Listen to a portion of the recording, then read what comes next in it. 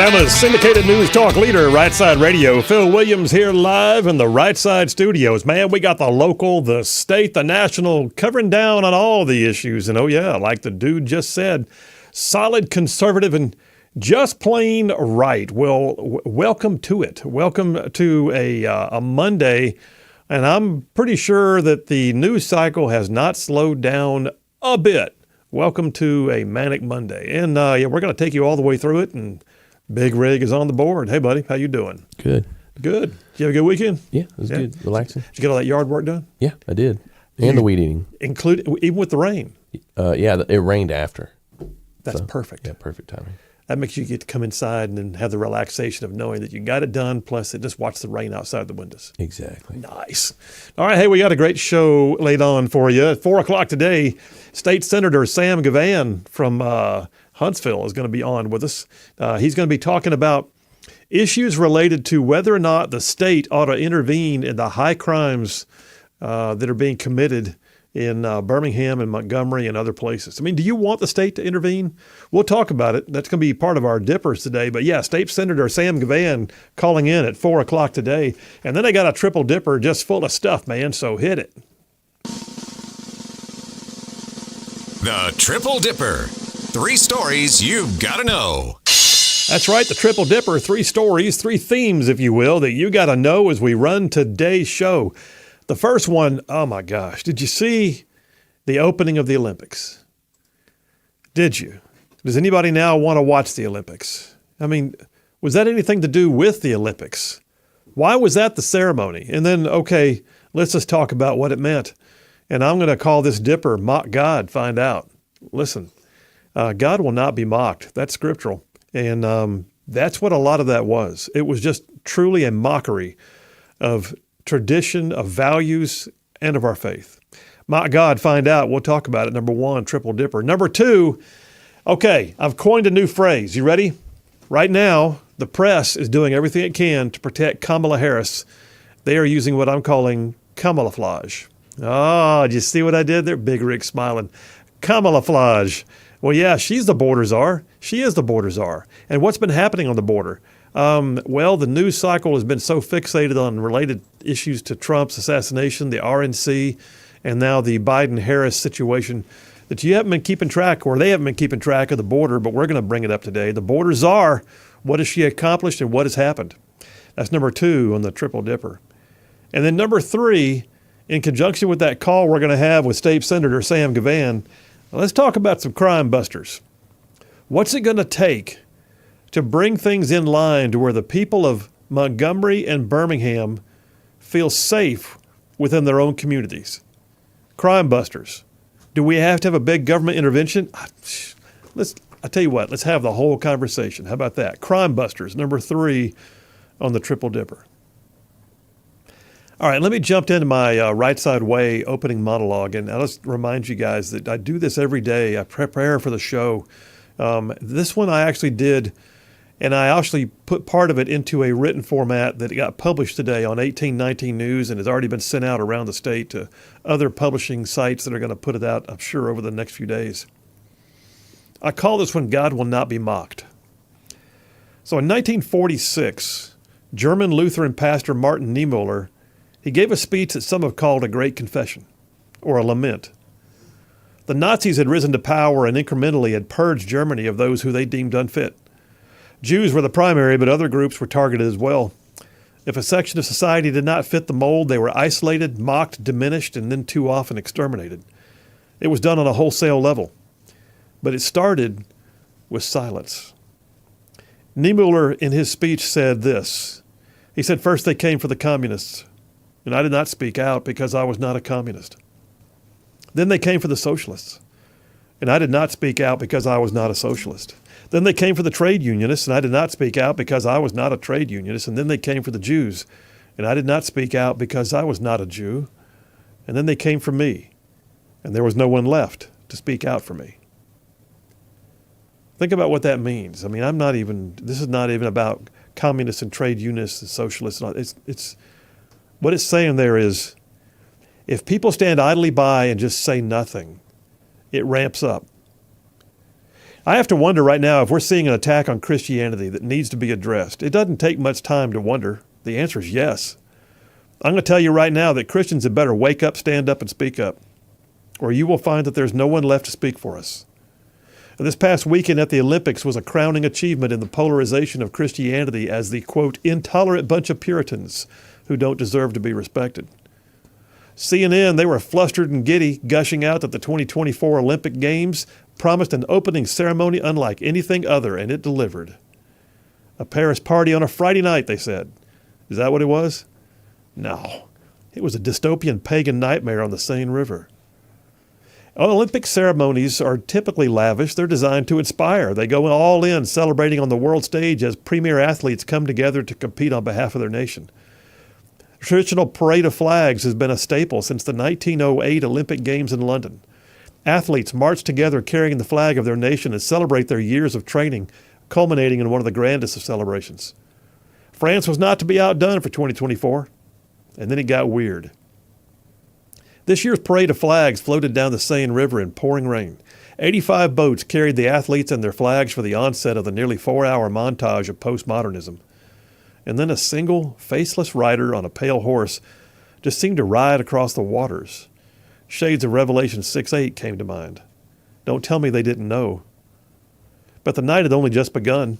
The show shifted then to the Palais de Justice, where a metal band played from various balconies while a very convincingly beheaded Marie Antoinette sang to the crowd. And when I say convincingly, I mean it. Her bloody head sang while being held by her headless body, while faux blood fell in streamers on the crowd. Yeah. But the coup de grace came with the March of the Transgenders. In an event that rivaled any scenes from the Hunger Games, 18 drag queens performed a parody of The Last Supper. Yeah, you heard me. The Last Supper. With Jesus.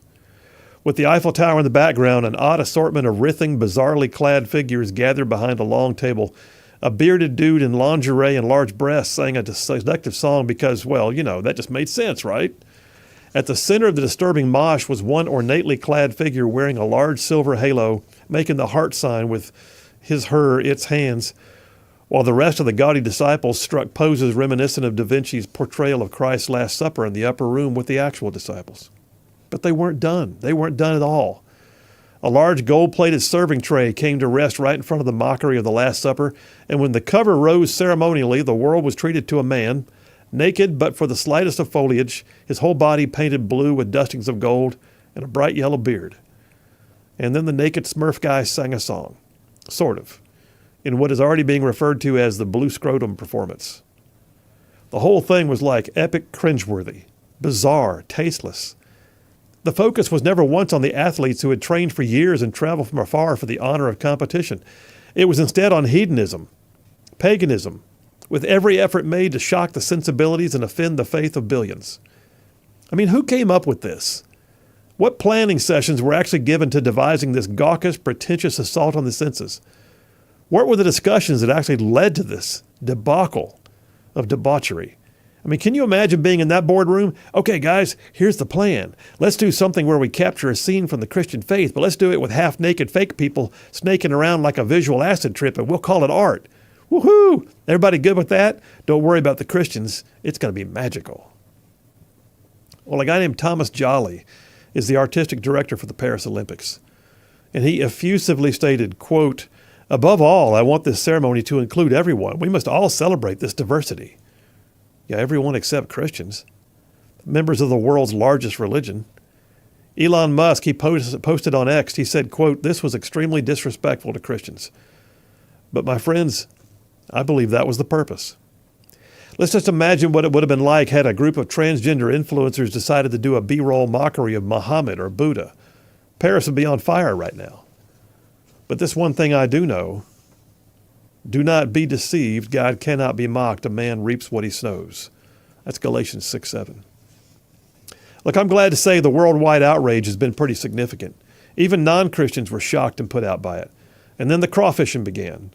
A pseudo-apology by the artistic director who basically said, well, I'm sorry if someone was offended. Oh, you're sorry if we were offended.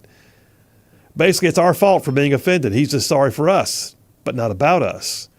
And then came the gaslighting. It's not the Last Supper, you silly Christians. It's just an ode to the Greek god Dionysus. You know, the one who celebrates drunkenness, revelry, fertility, insanity, and ritual madness. Oh, good. So it wasn't about Jesus, just about everything the opposite of Jesus. Okay, great. Well, that makes it all better to know the parade of alternative jackassery was not really mocking our faith, just mocking what our faith is designed to save us from. Look, I'm not buying it. In the end, this freak show had nothing to do with celebrating the hard work and the athletic skill of Olympic athletes. It was all about shock value, about showing the world they could care less about our faith and our values. And how do I know, by the way? Because they said so. The lady at the center of the fake Last Supper is self-identified obese genderqueer DJ and butch performer Barbara Butch, that's her name, who posted on her own social media a picture of their performance superimposed over the image of the Last Supper, calling it the New Gay Testament! Another of the group, French drag queen who goes by the name Pichet, claims that art is supposed to divide and move people. Oh, I thought it was about diversity and inclusiveness, but now it's about dividing and moving people. He claimed there was no provocation. Quote, it's a biblical representation that has been reused in pop culture for decades. It's never really been a problem. It's just because it's queers and drag queens who use that representation that it bothers them. Well, yeah. Look, they did it. They could care less. They wanted to divide. They chose to use a scene from Christianity to do it. They called it art, and they told you to get over yourself. So let's be clear. This was not art. This was not even about the Olympics. This was designed to be an in-your-face affront. But really, it was even more than that. It was a spit in the eye to Christianity. It was an assault on the senses designed to shock and to flagrantly denigrate the faith that makes us whole. Christians the world over should make their thoughts known about the sham that was the 2024 opening ceremony. But in the end, it's the portrayers and not the portrayed who's going to be at a loss. See, God will not be mocked. But we had also better speak out. Or we may find out one day that there is no one left to speak for us when they come for us. And that's a wrap for the Rightside Way. Yeah, it was a mess. And I'm not buying it. I've got all my trolls right now. I had one of the most viral posts I've ever put on Twitter. And all the trolls are like, Phil, it was about the Greek god Dionysus. No, it wasn't. The blue guy may have been, but the rest of it was the Last Supper. And you know it was because they said it was. And you can't tell me there was anything about it that was tasteful. Or that, for that matter, had to do with sports. Phil Williams, Rightside Radio. Y'all stay tuned. We'll be right back.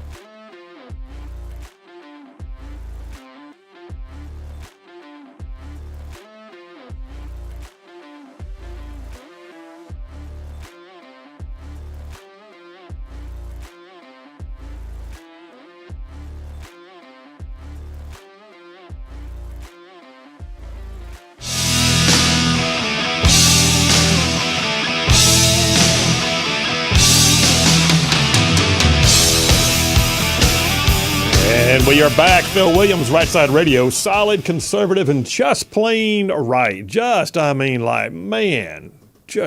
the world one soundbite at a time.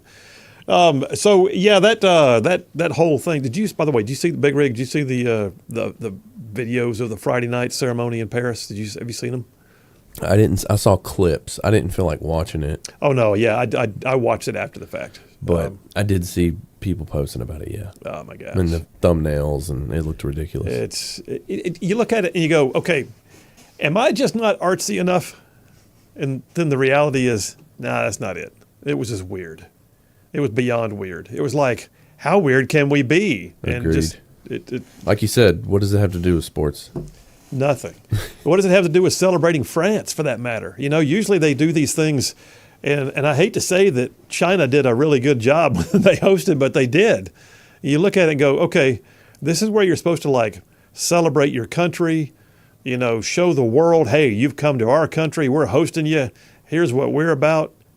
And we got like drag queens and bloody headless, you know, singing events. It was just, the whole thing was just bizarre.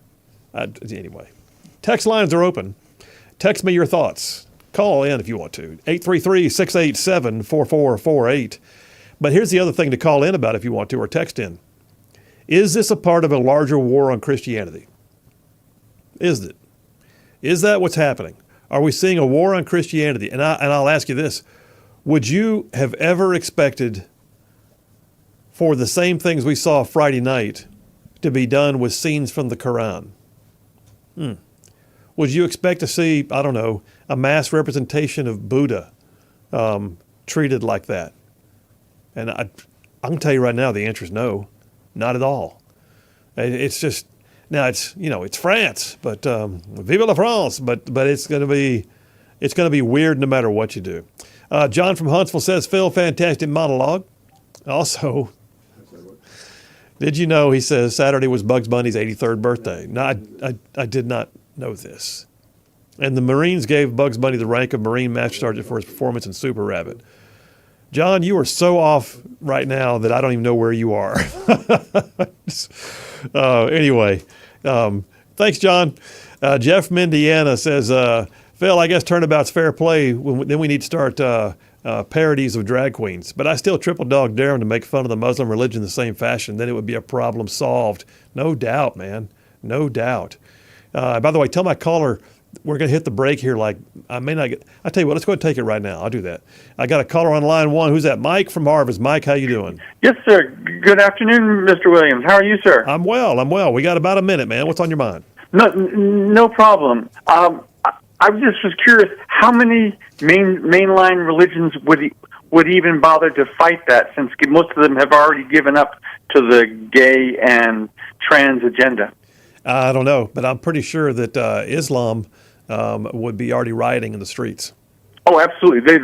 They would have been beheaded already. So yeah. There's well, thank you, sir. I'll let you go to your break. You have a wonderful day, sir. All right, Mike. Take care, man. Bye-bye. JT Lacey Springs says, Olympic ceremony, so degrading. Calling it jackassery is a compliment. In fact, you can hit me some jackassery if you want to, because, yeah, that's exactly what it was. Thank you. Thank you very much. Jason from Huntsville says, it's France. Did we expect anything else? Well, I mean, I don't know. Maybe a little better than that. I just look at it, though. Okay, so on the one hand, I am rolling my eyes, right? You got about 30 seconds. I am rolling my eyes. I see it as being ridiculous. I see it as being farcical. I see it as being such a waste of time. I see it as being an embarrassment to those who did it. But here's the other piece. They chose to mock my faith by doing it, and they know they did. And they're doing all they can right now to say, that's not really what happened. Yeah, that's really what happened. You know why? Because you admitted it. That's where I have a beef, and we better start speaking up, in my opinion. Phil Williams, Rightside Radio. More on that when we get back.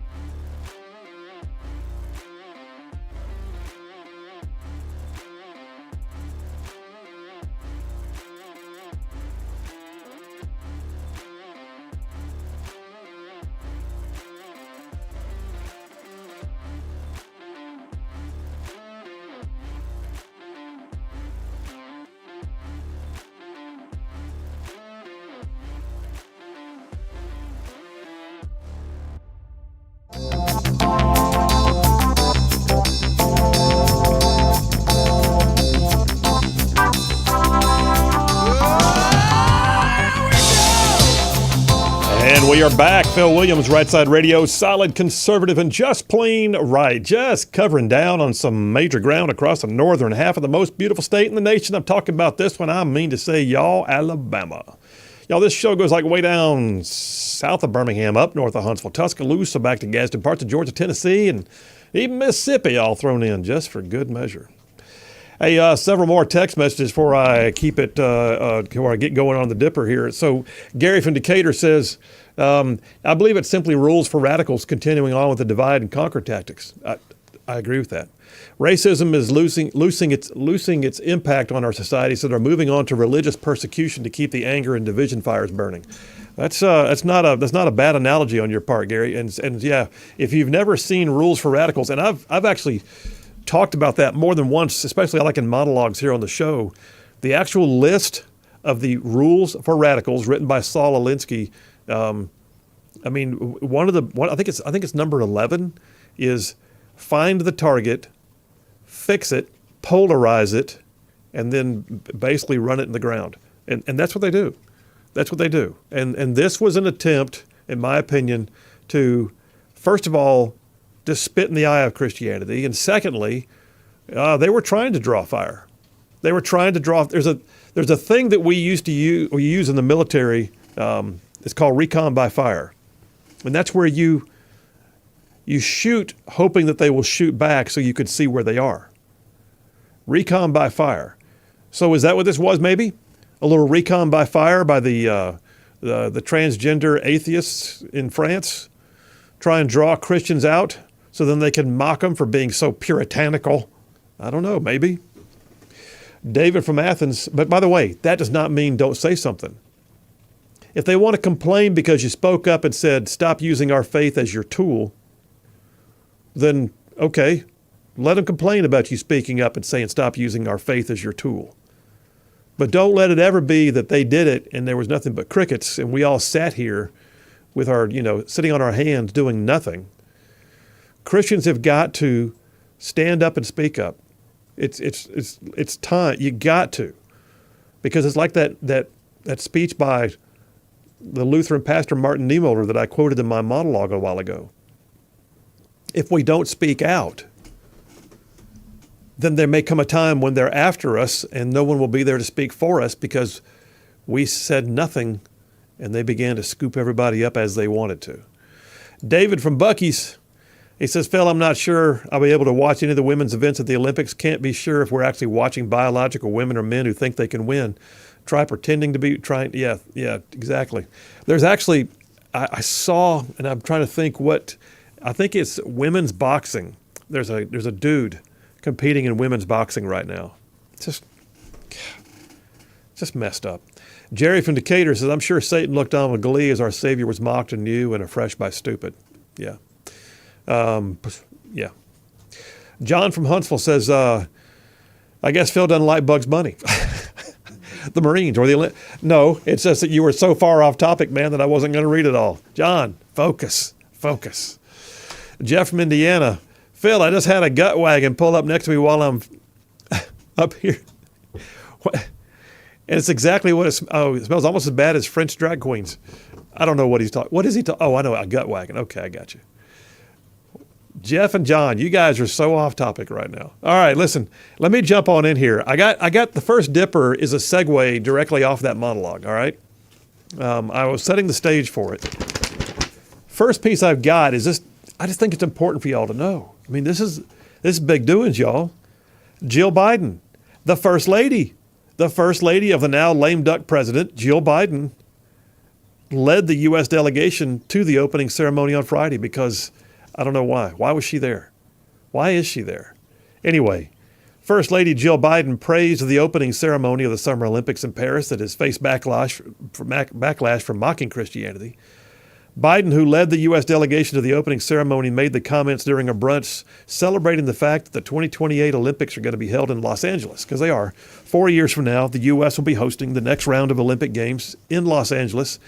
And she says, it was spectacular. The rain did not dampen our spirits. Every step of the way, I kept thinking, oh my God, how are we going to top this? Well, here's an idea. We just don't have drag queens mocking a world faith. nowhere to go but up at that point, right? Anyway, just so you know, your first lady is real excited. She thought it was awesome. It was great. It inspired her. Well, she may be inspired, but I do like the fact that story here on Daily Wire. One major tech company decided to pull its advertising from the Olympics. Loving this. Loving this. Mississippi-based C Spire. In fact, now that I think about it, I think I know some folks at corporate headquarters for C Spire. Anyway, Mississippi-based C Spire, a telecommunications and technology company based in Mississippi, announced on Saturday that it was pulling its advertising from the Olympics after the opening ceremony featured a scene of the Last Supper with drag queens playing Jesus and the Apostles. Here's their quote. You ready? "We were shocked by the mockery of the Last Supper during the opening ceremonies of the Paris Olympics. C Spire will be pulling our advertising from the Olympics." Awesome. Simple and to the point. You guys screwed up, we're out of here. That's pretty much what it boiled down to. Mississippi's Governor Tate Reeves applauded C Spire for backing out of the Olympics over the display, saying, quote, "I'm proud to see the private sector in Mississippi step up and put their foot down. God will not be mocked." C Spire drew a common sense appropriate line. Look, this is blowing back on them in a big, big way. The question is, do they care? I mean, look at the guy they picked to run this thing, who, by the way, he's also, this guy, his name's Thomas Jolly. Thomas Jolly is an avowed, what does he refer to himself as, genderqueer? And what did they think was going to happen? Weeks ago, he said he was so excited to create a very diverse, presentation. Oh, geez. You ought to see the red flags flying at that point, right? You picked this guy and appointed him to be in charge, who, by the way, is also in charge of the closing ceremony. I just almost holding my breath. Pray tell, what will happen? Story here on New York Post. Olympic Last Supper was the latest effort to denigrate Western culture. Now, this author took the tack that, it also insulted Christianity, certainly. But he takes the tack that it really just assaulted Western culture in general. Says the organizers have issued a weak "we're sorry if you were offended" apology. They say they were shocked that anyone was bothered by what they say was a testament to inclusion. That's a quote. A testament to inclusion. Listen, here's me talking again. The apostles of inclusion are always shocked. They are of the opinion that you should just look at what it's for inclusion. Why would you be shocked by this? Don't you know what we're trying to do? We're trying to achieve diversity. It's about inclusion. Everybody's welcome. No, we're not. Everybody except the people who don't like what you're doing, right? That's not inclusion. You didn't have any respect. You could have had your friggin' drag queen fashion show, which was kind of part of this, and everybody would have gone, ugh. But no one would have been upset about you assaulting their faith. I mean, faith and family and country, those three things. You get in our business about our faith, our family, and our country, and you expect us to go, so if somebody came over here and insulted your wife, and they said, we're going to do a presentation and we're going to insult your wife, it's going to be awesome. Would you stand for it?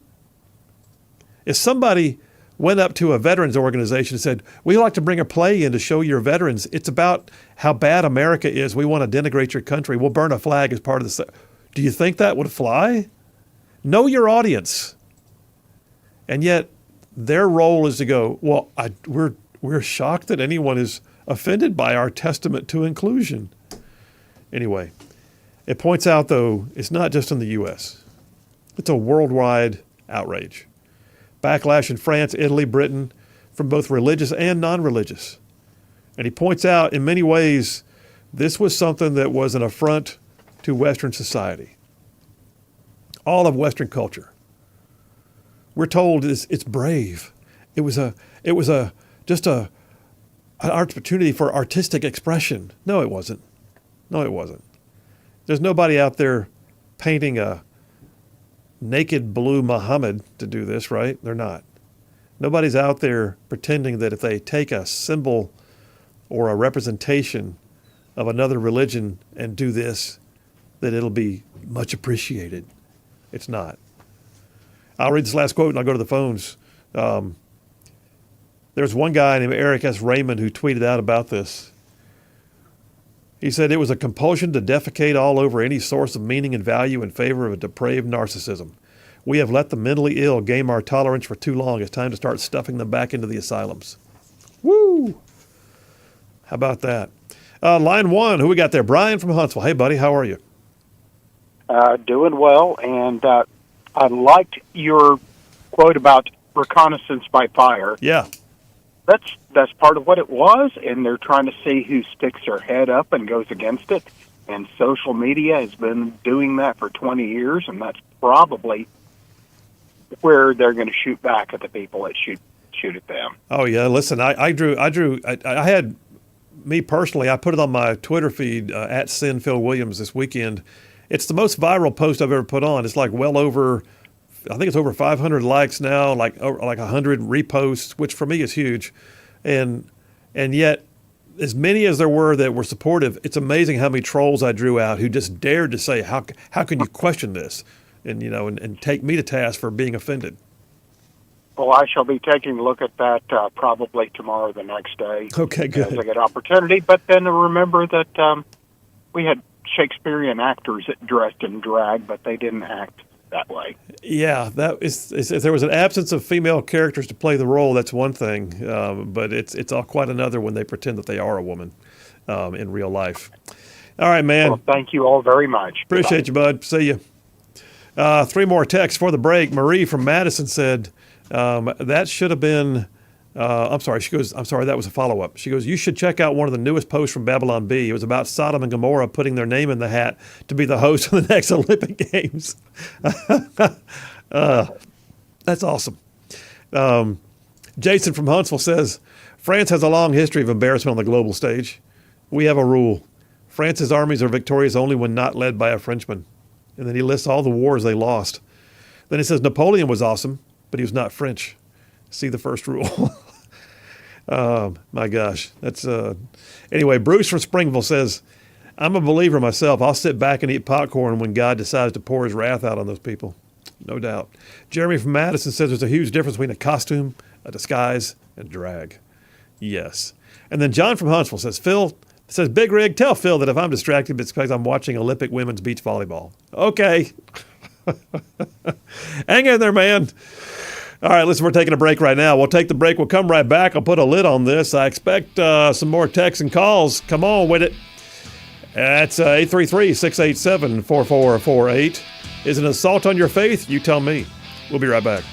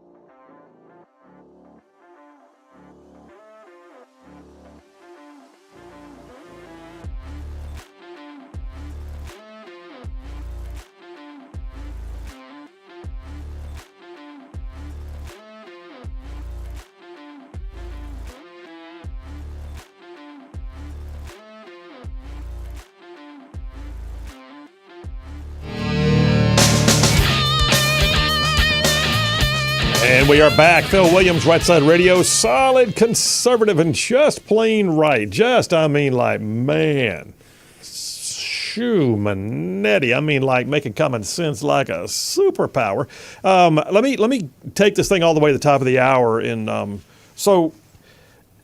few of y'all are texting in. I'll grab those here momentarily. But listen, they are very aware of what they were doing. If you're not familiar, what's her name? Barbara Butch was the name of the character who stood in the middle portraying Jesus. Yeah. A self-described love activist.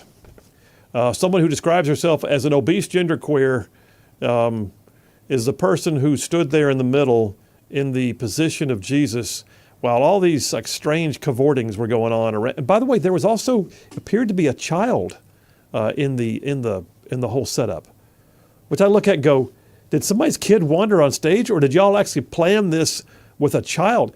And right next to the child, by the way, was a guy whose let's just say the hot pants he was wearing were not making it.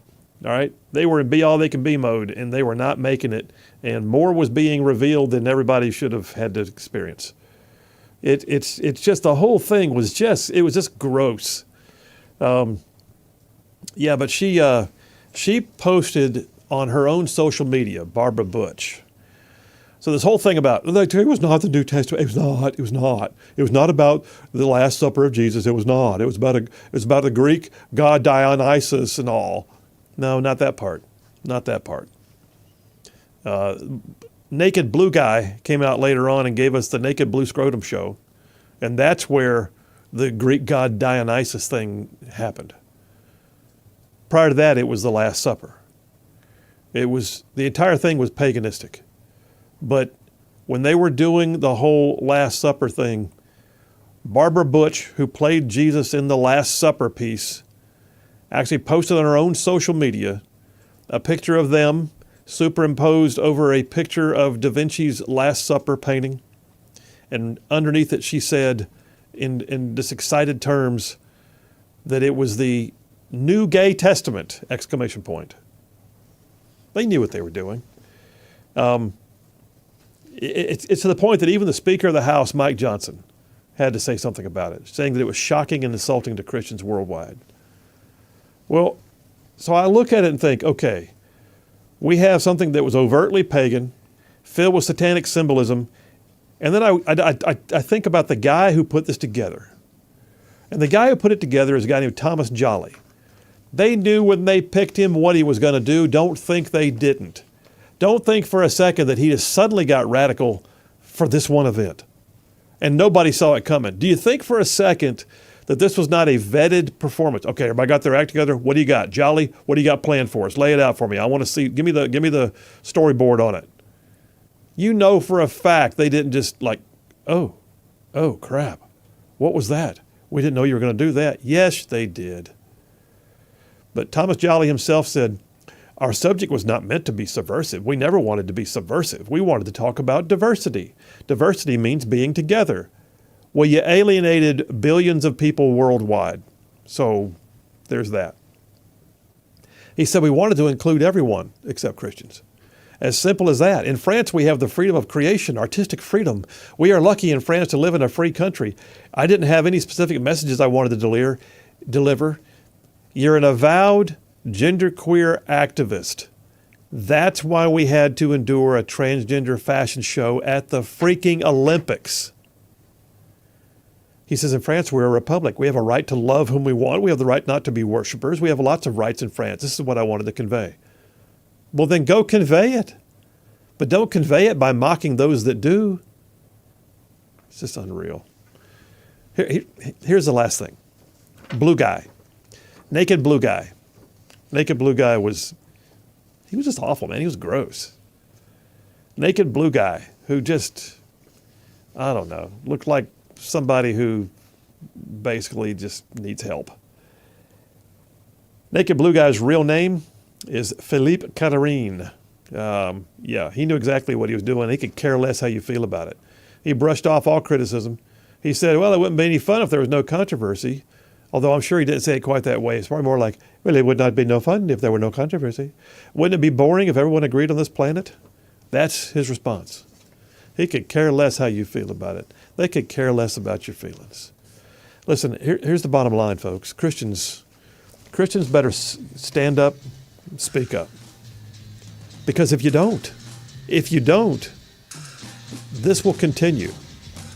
I'm thankful for ceasefire, and I'm thankful for world leaders and church leaders who are speaking up about it. The church better get a little louder. Just saying. Phil Williams, Rightside Radio. Y'all stay tuned. We'll be right back.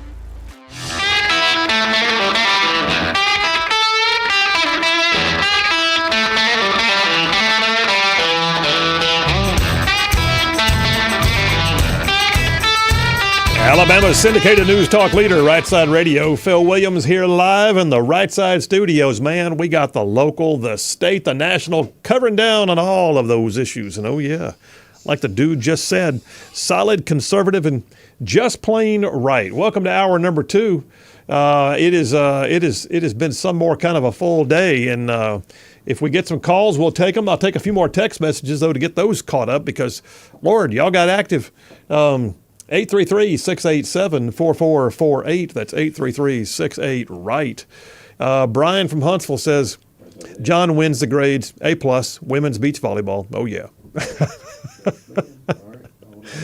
Kim from Athens says, they could have expressed their queerness in a million different ways. This is a targeted attack on Christianity, and Christians must fight this or all the values and morals in our country are toast. I stand with Jesus Christ, she says. Good for you, Kim. Can't go wrong there. Jeff from Athens says, the same artistic flair that we saw in France is like we saw here when a crucifix was immersed in a jar of urine. That flair fuels the flames, and literally and figuratively. No doubt. Leanne from Huntsville says, Supreme Court, since appointment by a president is usually political, what do we got here? Can we not have governors nominate then okay. All right, you're on a topic that I'm not on right now, but you're asking me about the idea that Biden has about redoing the Supreme Court. And could a panel of 50 attorneys general vote to install a new SCOTUS judge? I don't want that. I think we got a system that works. It's proven that it works. And there's no reason. No, we don't need to have 50 elected officials who have partisan agendas from around the nation. You just go ahead and get confirmed by the Senate. Appoint the right people, and we have to sometimes see liberal courts and sometimes we see conservative courts. Jerry from Athens, the Bible, at least the King James Version, says of the Antichrist, neither shall he regard the desire of women. Hitler and 90% of Nazi leadership were of this sort. Read Germany's national vice. Okay, thanks, Jerry. John from Lexington, South Carolina, said they did a horrible job promoting inclusion in the most exclusionary event in the world. No doubt. And then last one, and then I'll go to the phones. Brian from Bluntsville says, where was the drag queen Muhammad? Isn't inclusivity designed to include all, not just a small minority? Well, there you have it. Allie from Athens is on line 1. Hey, Allie, how you doing, my friend? Hi there. I am a happy girl, and you're going to be a happy guy when I tell you why. Tell me. As you know, a few months back, you wrote a very good article about the queerification of space camp. Yeah. And it was reasonable. It was not harsh. It was just like, really, this is supposed to be space camp, not queer space cowboy, whatever it was. Okay. So what ended up happening was that a national chain in Athens, where we had close to 20% of our Athens Now newspapers delivered each edition, decided to pull our wraps and tell us to remove our papers. And the reason why was because an employee who was a biological female and really a rather lovely version, if I might add, had decided to identify as a male and was offended by your article, complained to the regional, and I don't know how far up the chain it went, powers that be. So we had to pull our racks and our papers. And apparently there was a groundswell. Folks would come in and say, where are the elephants now? This is why we come in here. And I got a call from one of their people in local management that said, it's okay for you to bring your papers back, so please do. Yeah.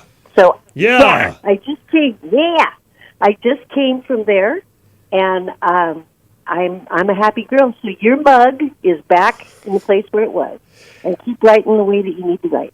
Oh man! So first of all, to back up what you said a minute ago, for those who don't know, our friend Allie from Athens, she is the owner-operator of hometown paper Athens Now, and she's one of the 18 or so outlets around the state that picks up my weekly monologue, and she got excommunicated from a local business where Athens Now's racks were, and so basically people stood up and spoke up, and Athens Now is now back in and I know where that place is, but I won't say the name because they righted themselves. Right. Exactly. Any apologies or just like bring them back?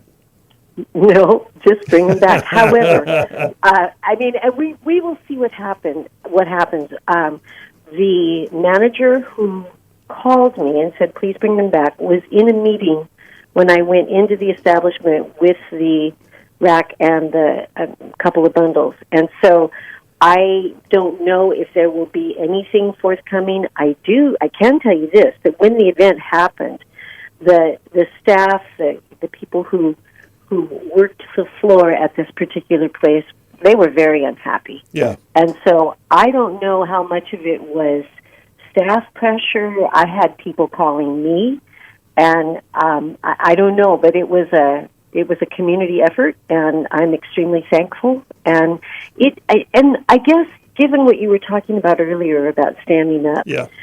This is the whole statement in your monologue about, I looked and there was nobody and they came for me. I mean, that is what we are looking at. And you don't have to be ugly. You don't have to be mocking. That's you don't right. have to be counter mocking. You can just say, nah, this isn't the right way to go, and let's not do this. And if enough people do it, they can make a difference.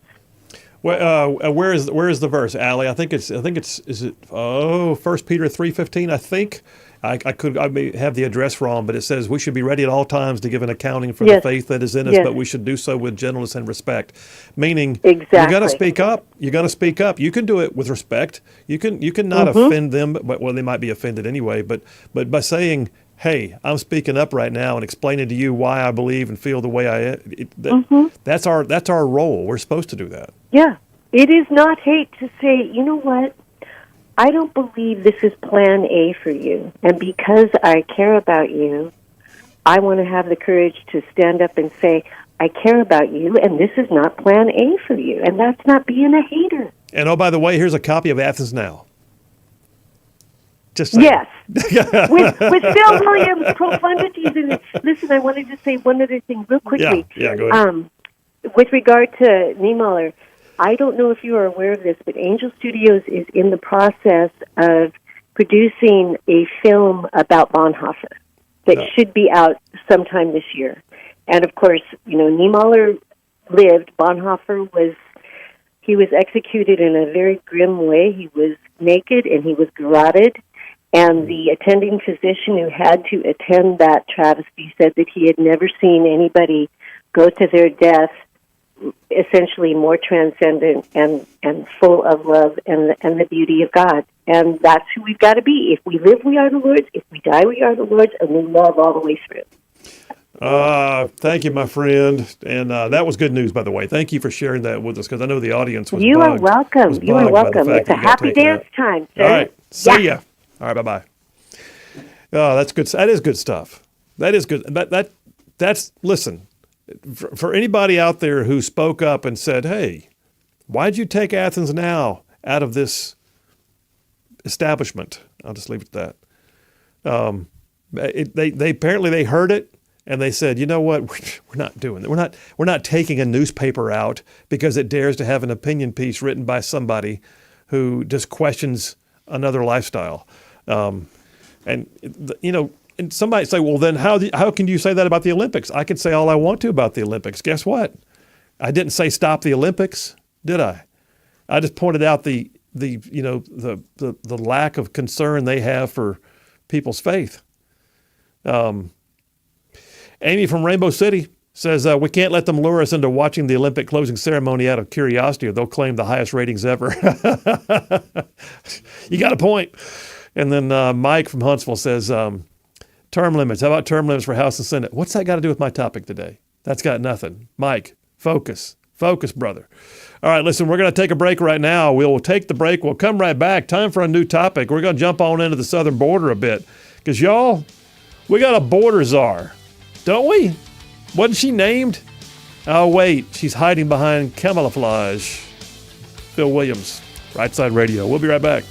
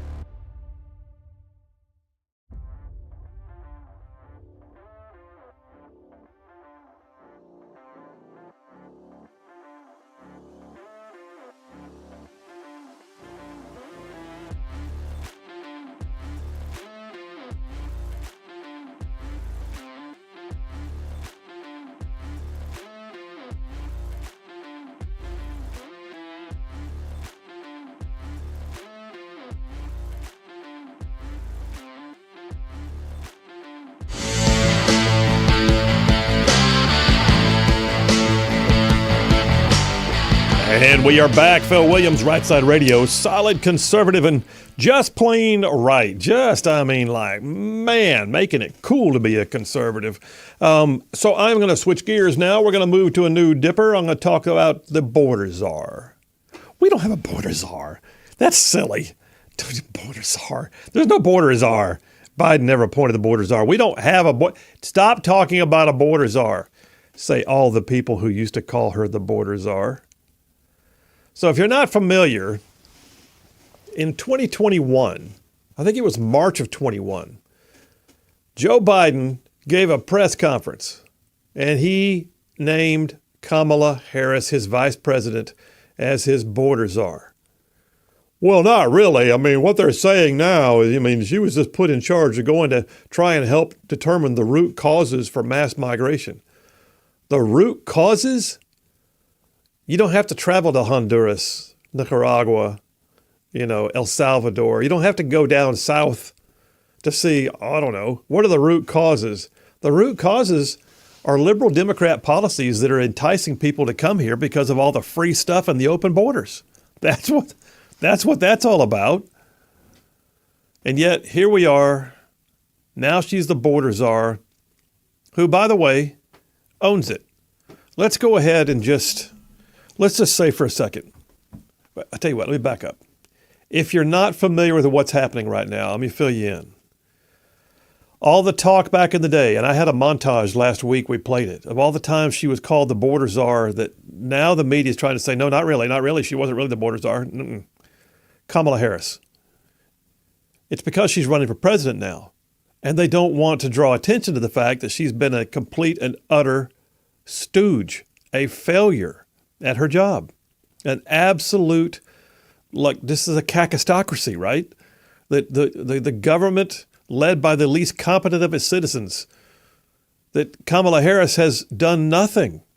In fact, if anything, the border is worse than it's ever been while she's been the border czar. That's why they can't call her the border czar now. They got to change it.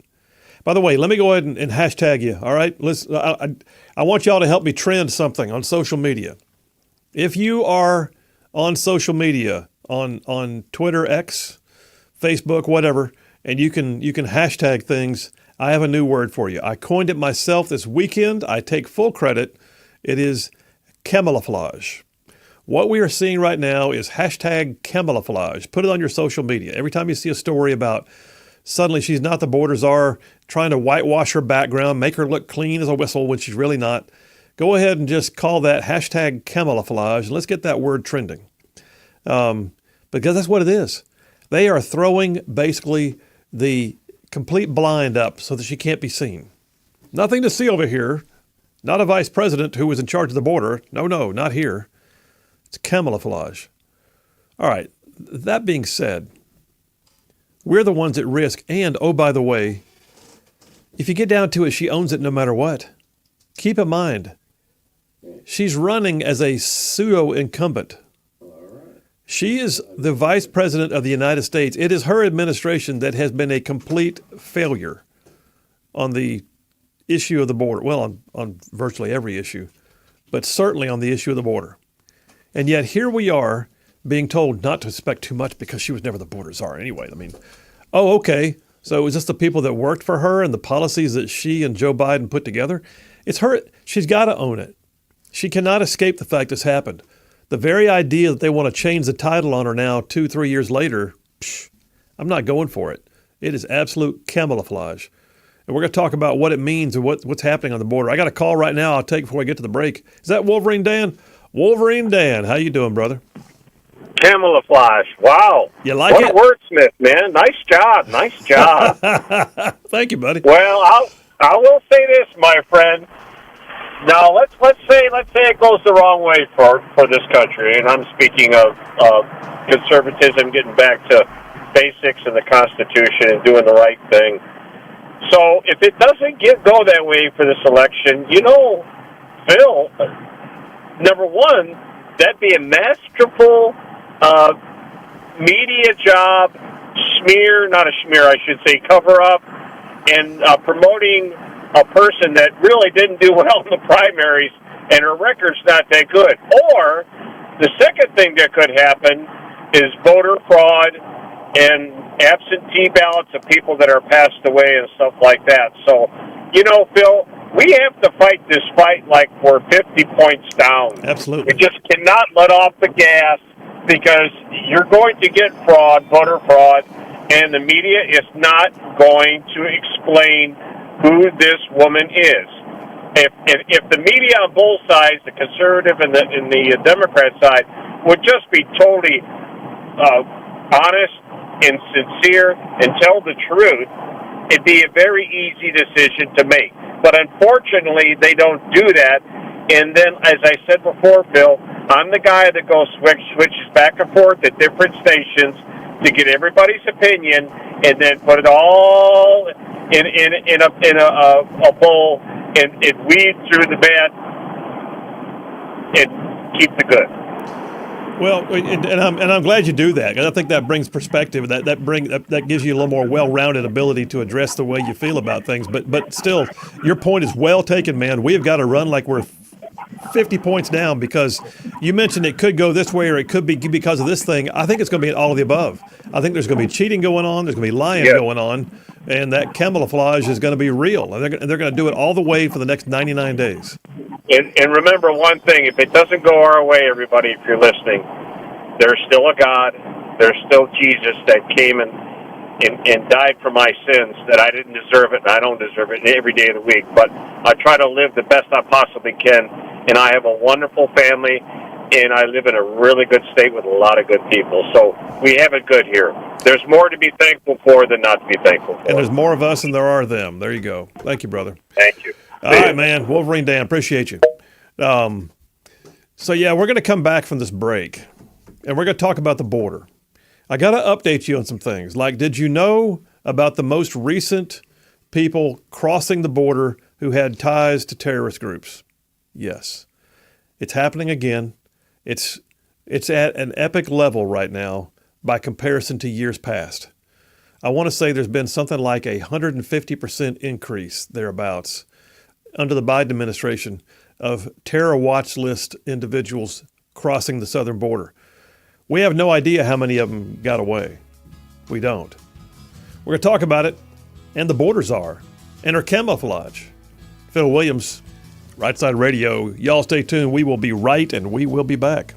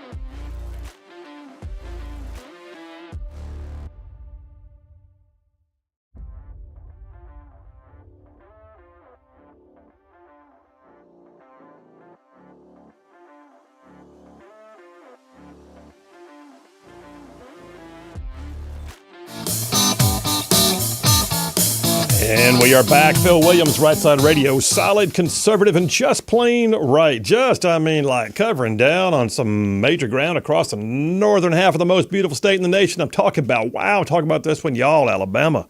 This show goes like way down south of Birmingham, up north of Huntsville, Tuscaloosa, back to Gadsden, parts of Georgia, Tennessee, and even Mississippi, all thrown in just for good measure. Hey, by the way, I gotta pause here and tell you, over the past month, I've been introducing you to one of our newest sponsors, Inspire Advisors. Guys, you got to check them out. Inspire Advisors. Just give them a look, all right? Did you know that some of the most popular companies that people invest in are like totally not aligned with your biblical values? You could have a portfolio that has things in it that support abortion, pornography, human trafficking, all kinds of stuff. It's madness, but it happens all the time. So here's the deal. You might want to meet in person. You might want to meet Paul Breyer and his team at Inspire Advisors because they are specialists in what is known as biblically responsible investing, or BRI. So Paul and his team at Inspire Advisors, they would love to offer you a free consultation in person. They'll sit down with you. It's real. And no cost, no muss, no fuss, no upsell. They just want to meet with you, help you to see it, maybe show you what some biblically aligned alternative investments might be. So yeah, if you want to learn more about BRI, contact Paul Breyer, his team at Inspire Advisors today. There's no cost, no obligation. You can find them at their website, which is www.moneypatternwealth.com. That's moneypatternwealth.com. Or you can just go to our website, rightsidemedia.org. All our stuff's on there, rightsidemedia.org. Go to our Rightside Radio sponsors tab, click on their logo, takes you to all their stuff. Listen, here's the bottom line. Inspire Advisors. It's real, y'all. It's conservative, it's godly, it's balanced, it's financial freedom. Inspire Advisors. Check them out. All right, so we're talking about the border czar. This is more than just mass migration, the inconvenience of so many people fleeing. It's beyond that. We've lost control of the border. I tell you where they've reclaimed control is in Texas. The longest stretch of the, southern border is Texas. It's not because of the Biden administration. If they try to tell you the numbers are lower right now, which they're lower right now than they were at the peak just a few months back or 6 months ago. They're lower than that. I'll admit that. You know why? Because of Texas. Because of the state of Texas. Because Governor Greg Abbott. Not because of the Biden administration. Well, the Biden administration issued an executive order. It did nothing. It was a nothing burger. It was a useless gesture designed to try and stave off the criticisms of the people who were saying that this was the biggest issue in the campaign season. And it is. So right now, Operation Lone Star, the state of Texas, is the reason why the numbers are better. Because Texas has pretty effectively put the kibosh on the mass migration that was flooding. And keep in mind, by the way, every single time the Biden administration, the Greg Abbott Texas state administration tried to do something, the Biden administration would sue them. The Biden administration was ordering federal authorities to go in there and cut the wire. The Biden administration taking Texas to court, making them take down the water barriers. And Texas just kept on doing what they were doing, spending billions of their own state dollars to do what the federal government would not. Meanwhile, story here on Fox, Dateline yesterday. Palestinians with terror ties detained after illegally crossing the southern border. Agents overwhelmed. Okay. 3 Palestinian migrants who crossed into the United States illegally through the southern border were detained when they were found to have terrorist ties. In addition to the Palestinians, there was also 1 migrant from Turkey who's suspected of having ties to terror groups. The migrants were among a larger group who turned themselves into border agents at San Diego sector. They were taken into custody by U.S. Immigration and Customs Enforcement and the FBI's Joint Terrorism Task Force. Here's the thing. The border agents at the San Diego sector, they have been overwhelmed because Texas is doing its job so well that the migrations have shifted to the west. And now you're looking at Arizona and California are ground zero for the majority. Says the border agents at the San Diego sector have been overwhelmed. This is the story. Have been overwhelmed. They don't have access to criminal databases from other countries. And my first question is why? I mean, you're not even having to invest in manpower. You're not having to. Why don't we have access to Interpol and other international databases? One agent who spoke on the condition of anonymity said, knowing who these guys are, we have no access to anything international. Like, we really don't know, and it kind of sucks, the agent said. I wanted to get into the Border Patrol to protect from terrorists, and it's like I probably let terrorists into the country now. Well, that's demoralizing. So a previous alert that had been issued said, San Diego Field Office's intelligence unit assesses that individuals inspired by or reacting to the current Israel-Hamas conflict may attempt to travel to or from the area of hostilities across the southwest border. So they know it's happening. They do. They know it's happening. And yet, what are we doing? We're not even giving our Border Patrol agents access to international databases so they can vet people quickly and more efficiently.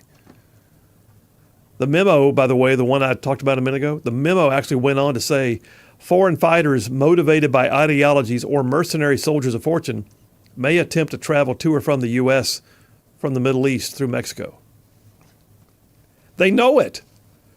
This is the Biden administration's Department of Justice and Department of Homeland Security issuing memos that are saying it, and yet they're suing the state of Texas for daring to try and stop the flow. Here's the thing. There's numbers quoted at the end of the story. The number of illegal migrants whose names appear on the terror watch list has significantly increased under the Biden administration. Fact. It went from being roughly 98. There was a handful before Biden got elected. Then it escalated to up to 98 in 2022. And then it went to 169 in fiscal year 2023. And we're just climbing in the year 2024. So we went from a handful, which I think the last number I saw was like 19, to now we're seeing 169. Y'all, that's an unbelievable amount of increase. And that's happening on the Border Czar's watch, by the way. And listen, FBI Director Wray, for all his warts and blemishes, I mean, that guy's Trump gets elected, he's going to have find a new job. But he has been saying this. I'll give him credit. He has been saying this. Story here from last month, also from Fox. FBI Director Christopher Wray sounded the alarm to Congress again about the terror threat posed by the open border just days before 8 people suspected of ISIS ties were arrested across the United States. Now, I'm going to make a suggestion. There will probably not be a major incident between now and the election. At least not from Iranian proxies. They hate us. But right now, the story was out a moment ago. I watched it up on the CNN ticker on the screen, one of the screens here in the studio, that Iran is fomenting issues related to Trump. They don't want Trump to be in office. That should be a commercial. The Trump campaign needs to make that into a campaign commercial. Iran is trying everything they can to keep you from being elected because they'd rather have Kamala. Well, if our enemies would rather have Kamala. Anyway, so I don't know that we're going to see an incident prior to the election. But Lord, they have certainly made it more dangerous. FBI Director Wray said the bigger problem, in my view, is twofold. One, individuals who, when they come in, are either armed with fake documents or snuck in some way. And this is very important, he says, individuals for whom there's not enough derogatory information in the intel community to watch them yet. Meaning we can't even vet everybody who comes in. Meaning that they're coming in so fast we can't keep track. Meaning that we have people streaming across our border and we don't have the resources to get everything we need to decide who they are. His testimony last month came just 1 week before it was also revealed, like we didn't know it at first. We had to find out after the fact. 8 Tajikistan nationals with ties to ISIS have been busted by ICE. But get this. These were 8 Tajik terror watch list individuals who had come across the southern border, were identified at the time, and then they split up. And ICE was able to track them down in 3 major cities, New York, Los Angeles, and Philadelphia. They were spread out. 8 guys, 3 separate cities, all Tajik nationals with ties to ISIS. And this is all happening on the border czar's watch. Kamala Harris, we have to make her own this. She's going to put on that camouflage I was talking about a while ago, hashtag camouflage. But the reality is she owns this, and she needs to own this. And we have got to keep get on your social media and remind people, here's the truth. Camouflage is not going to work. Now that Elon Musk owns Twitter, we can actually say stuff and not get it blocked. If they want to put a community notes on there and say, well, this actually happened on so-and-so day, fine. Don't not talk about it. The vast majority of Americans these days actually get their news from social media. And we're watching an epic rewrite right now of the ability to search something out. Like, for instance, Elon Musk is calling out Meta, which is the parent of Facebook now, and Google, because when you go to search the Donald Trump assassination, you can't find it. And yet, you can also type in the word Donald Trump and you get news about Kamala Harris. That's an algorithm they put in place. Don't tell me it's not. But right now, they're doing all they can to hide the border czar. And yet, here's another story from April of this year. Afghan migrant, this is New York Post, Afghan migrant on the terror watch list roams free in the U.S. after being released by Border Patrol. I mean, it's unreal what we as a nation are now experiencing while she pretends she wasn't the border czar. Guess what? It was her administration. I don't care if that was her title. It was her administration. She owns this. She can't claim to be working so closely with Joe and proud of him for stepping aside so I can be the glass ceiling breaking president. Whoop, whoop. No, if you're going to say you worked that closely with him, guess what? You own all the policies. They're yours. It was the Biden-Harris administration. Remind everybody. It was the Biden-Harris administration. She was the border czar. And we are seeing an epic increase in dangerous crossings by people on the terror watch list and millions and millions and millions of mass migrants streaming across the border and straining our resources to the point that it's become a burden. It's collapsing medical care in some portions of the country. All right, we're taking a break right now. We'll come right back. I'll wrap this thing up. Text it or call it if you want to, 833-687-4448. Yeah, it's a bizarre cover-up. It's like, man, it's still her administration. Friggin' camouflage. Bill Williams, Rightside Radio. We'll be right back.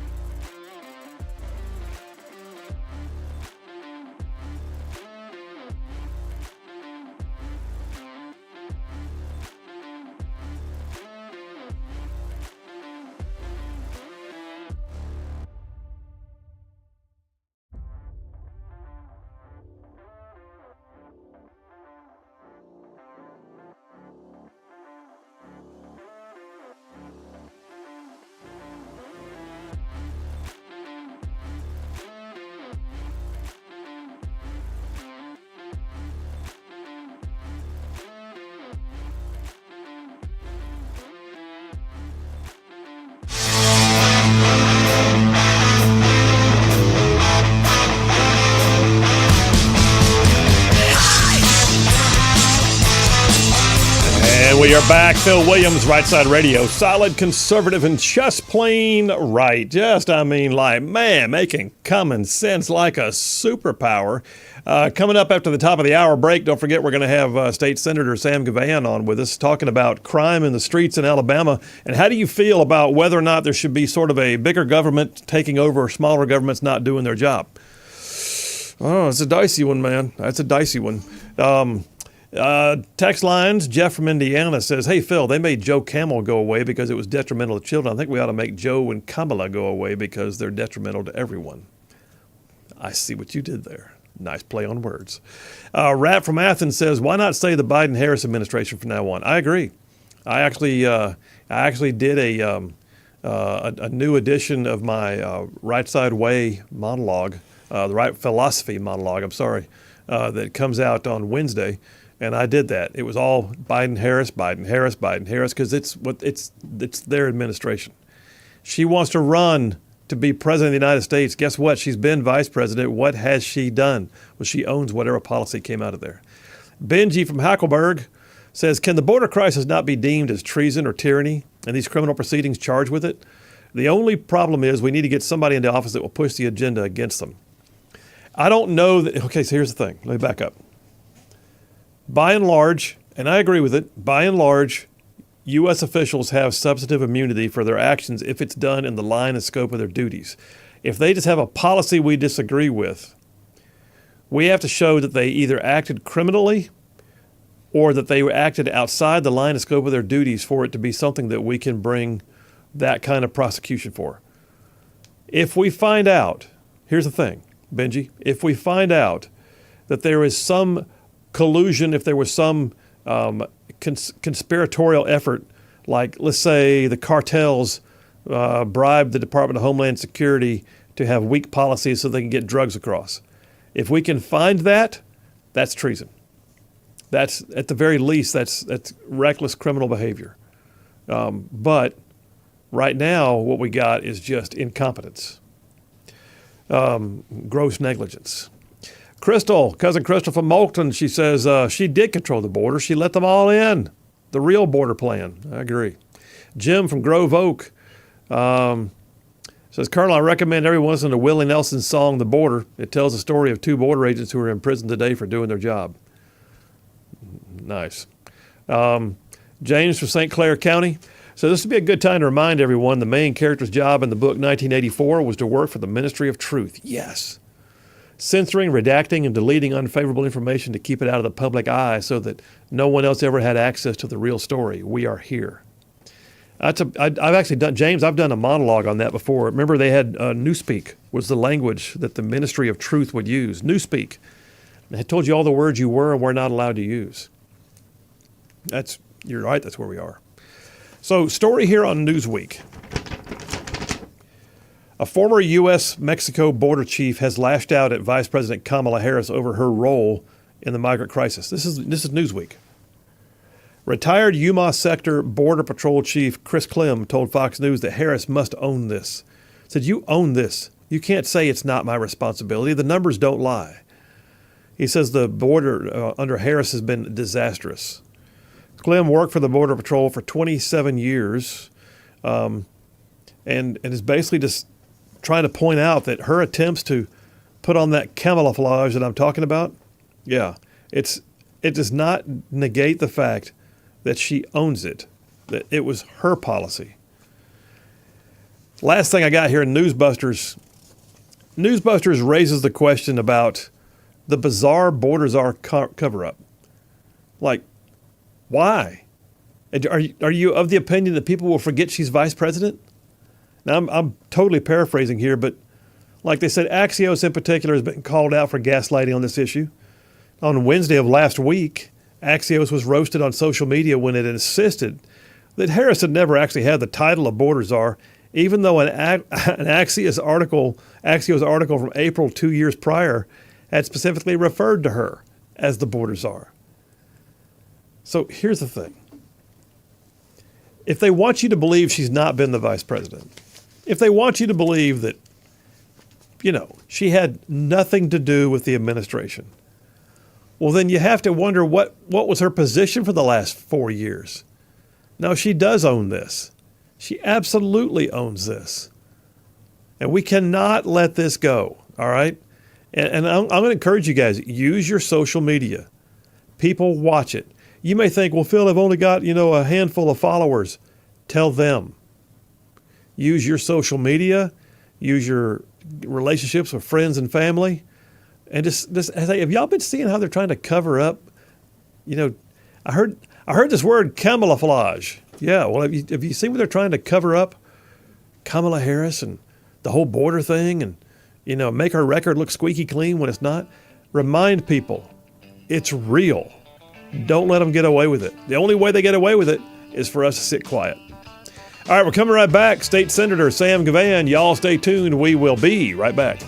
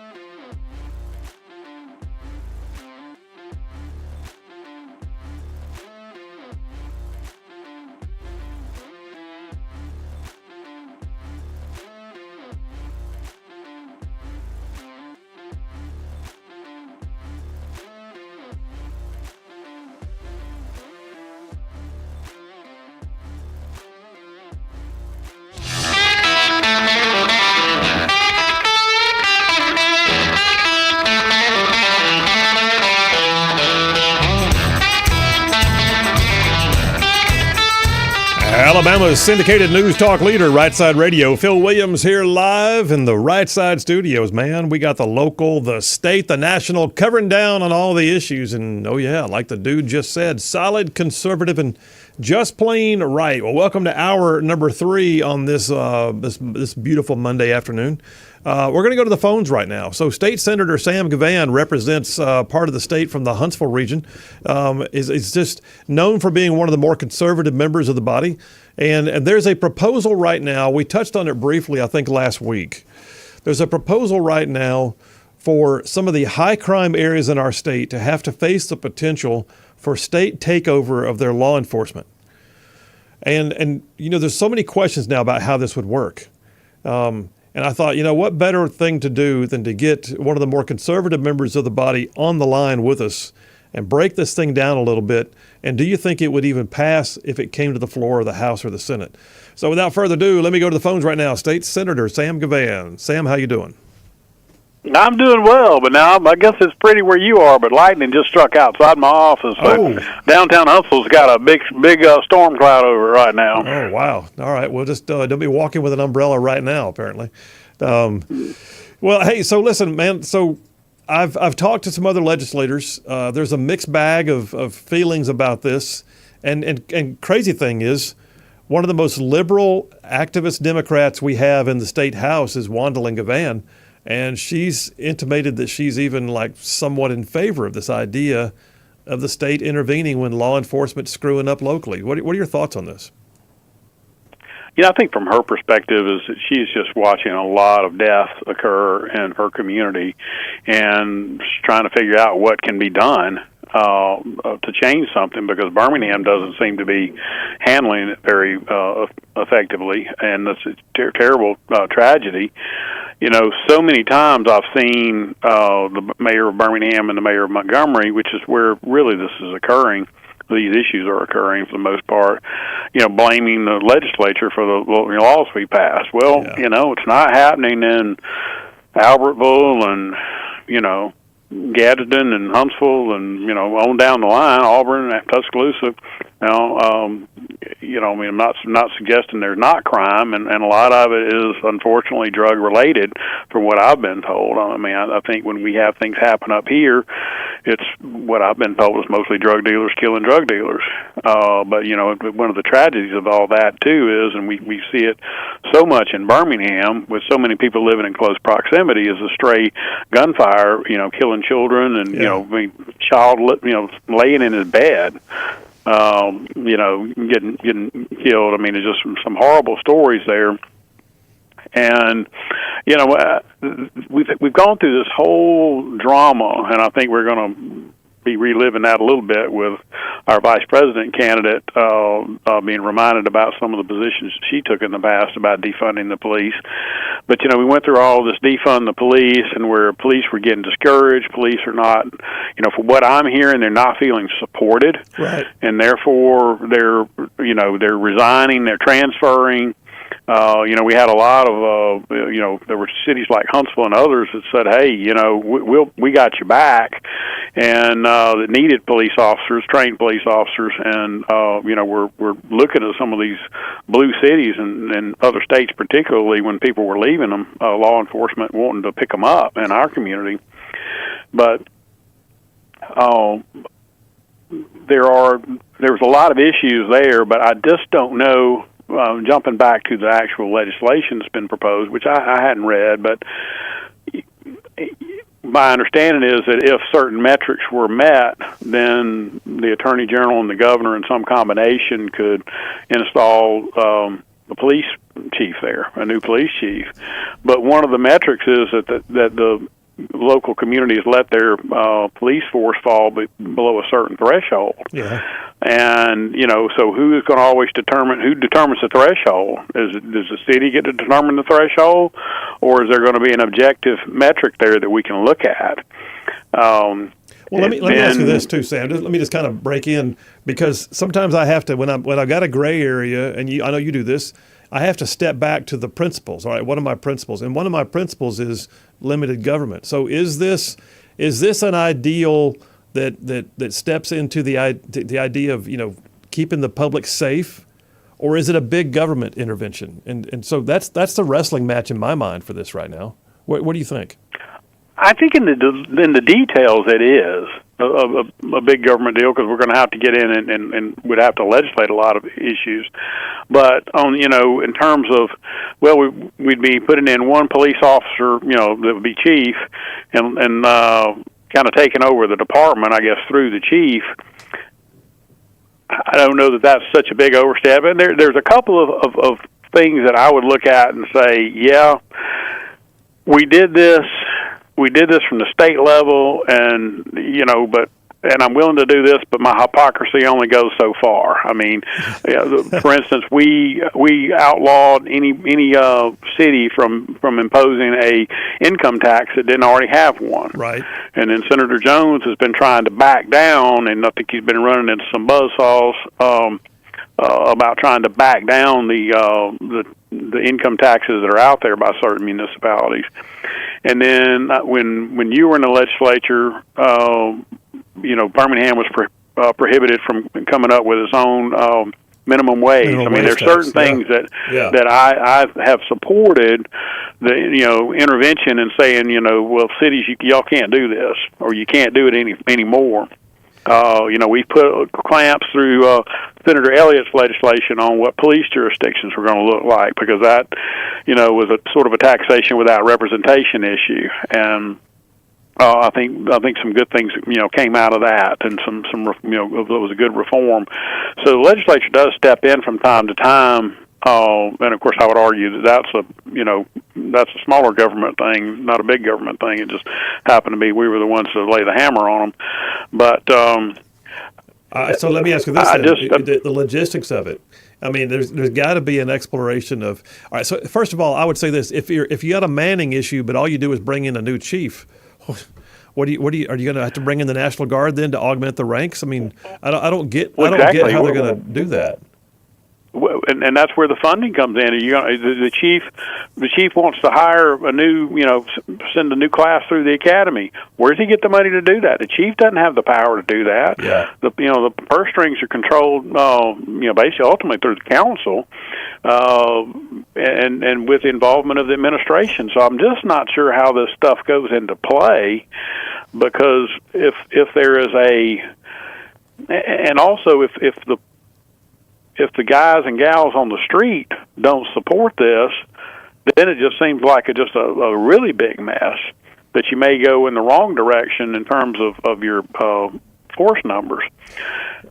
Well, I think perhaps all of this was to encourage some good behavior, which I have seen some encouraging news out of Montgomery, which involved the state, but it was a joint voluntary program where the state is, as I understand it, is trying to ALEA is trying to alleviate some of the traffic issues that Montgomery police have. So Montgomery Police Department people and sheriffs, Montgomery sheriffs, can go out and actually arrest some of these bad folks that they need to run down on arrest warrants.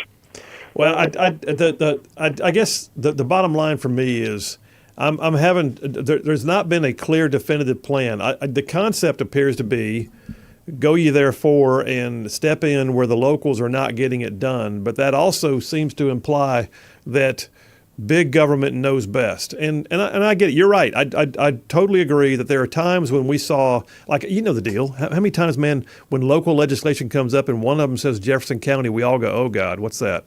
Because you never know what's going to come out of some of the more liberal side or portions of our state. But I also look at this and go, okay, at what point, if we don't have bright line metrics and if we don't have a clear a statement of the milestones that would be accomplished, at which point the state would pull back out, then you could have a rogue governor coming in and saying, well, I never liked that mayor from Auburn. I'm going to go ahead and declare him a problem and take over his law enforcement. I mean, you could see where this could be a problem if you didn't have the right people in office to govern it. I agree with that, and you get back down to all politics is local, and I don't think our community is interested in this. I mean, most people here don't go to Montgomery. They don't go to Birmingham that much. I mean, I go through Birmingham all the time. Obviously, I go to Montgomery quite a bit, but and so I am concerned about the safety of those cities. but I just don't know that we're at a point that we can go in and do a one-size-fits-all bill. Yeah, we don't have the Phoenix City takes care of the disaster going on situation. again, right? You know about the Phoenix City story, the Phoenix City disturbance from the 1950s or 60s? Well, I know about what happened to Patterson's father. Yeah, and exactly. they did go in there, and I think literally went in with the National Guard. They did. It was, it was epic in scale, and Alabama is now the legend still being studied on issues of posse comitatus and whether or not military law can apply. So I'm not feeling a big drum beat. I do know. I mean, look, I try to support my friends when I can, and Marfoot is obviously a dear friend. But I'm not sure. I'm not sure how much support there is behind this, but I do. I mean, you've been there, you've endured it. I've endured it for 6 years, but do you think Senator Smitherman is going to sit there and go quietly into the night on this one? I mean, I don't. No. I mean, I think he's going to lock down, and I just don't see this being something when. My impression is a lot of the Big Ten mayors are probably going to oppose this. I just think don't know those the votes would be there to overcome the cloture vote. I think in its current or to position, come up with the cloture vote. I think in its current position, you're exactly right. I think there'd have to be quite the PR campaign to bring this into a position where we could actually see it come to fruition on the floor of the House or the Senate. And the Big Ten, you're right, the League of Municipalities, the County Commission Association, they're going to be all against this because it's not going to be just a city. It's going to wind up being, what if the entire county is a problem and then they take over the sheriff's department? They're not going to be able to claim just municipalities and not have county governments also face issues. Well, listen, my friend. Once again, you guys have yeoman's work to do, but I appreciate knowing there's folks like you in there. So thank you very much. Hey, I appreciate it, Phil. All right, take care now. That's State Senator Sam Gavan calling in from Huntsville, and yeah, I mean it's a dicey issue. Look, we're going to take a break right now. I'm going to come back, and we're going to take this a step further. I'm going to remind you guys about the legend of the Phoenix City disturbance. Oh my gosh, this is a story. Y'all stay tuned. We will be right back.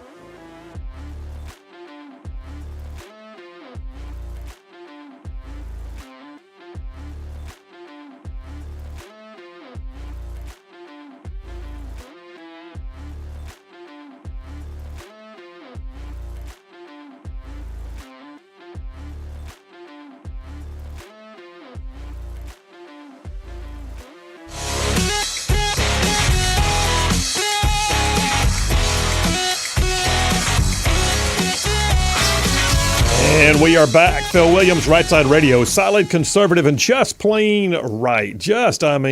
Man, putting all the truth out there you can sling onto a bumper sticker. So let me just, I tell you what, sit back and let me just tell you a story for a minute. So we're doing this dipper right now I call Crime Busters. And I led off the whole discussion here with the question of whether or not legislation being proposed right now in the Alabama legislature for the state to intervene in a local government's inability to properly enforce crime, is that a good idea?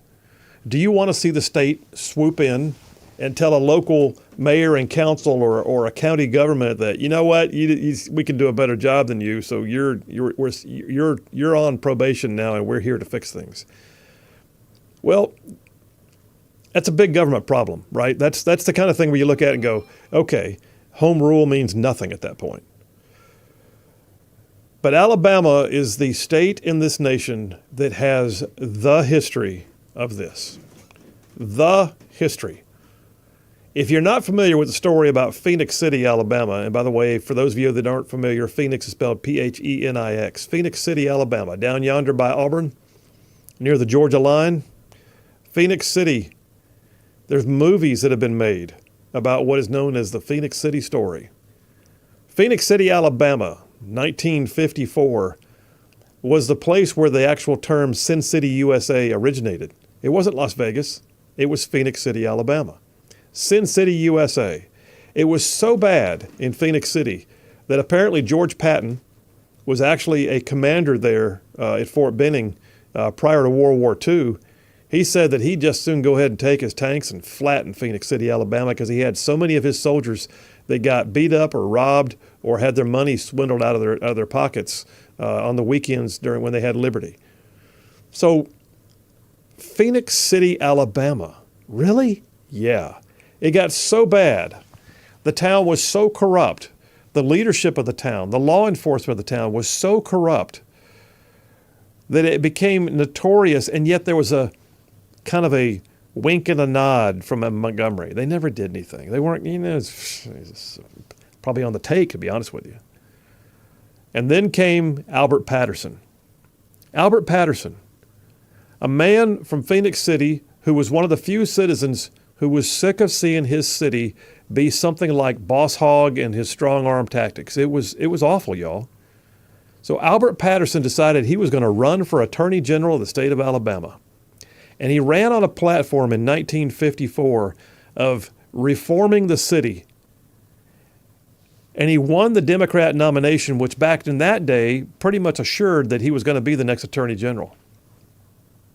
And after he had won the Democrat nomination in 1954, he was assassinated outside of his office, his law firm, on, I think it was, I'm looking at the book right now, it was on 5th Avenue in Phoenix City.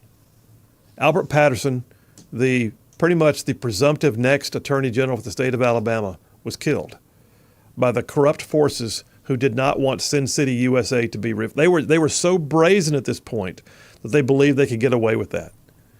And at that point, there was a clamor. People all over the state had voted for Albert Patterson. They liked his, I'm from the corrupt city, but I'm going to fix this. And then I'm coming for the rest of the cities. Well, he was assassinated, and so what happened? The governor of the state of Alabama called up the National Guard. And Major General Crack Hanna, what a nickname, Crack Hanna, a World War II hero. He was put in charge of the operation to go in and take over Phoenix City, and they did in 1954. They took over Phoenix City, Alabama. They set up martial law. They deposed the entire city government and all the law enforcement. There are still cases on file right now where you can see people appealing their criminal convictions because they were convicted under martial law with a military tribunal. Listen, y'all, Sin City, USA, Phoenix City, Alabama, posse comitatus, martial law, and it all happened right here in Alabama. Do we have to step in? Well, they had to then. They assassinated the next Attorney General of the state of Alabama. What's the bright line? It's a big deal. Phil Williams, Rightside Radio. We'll be right back.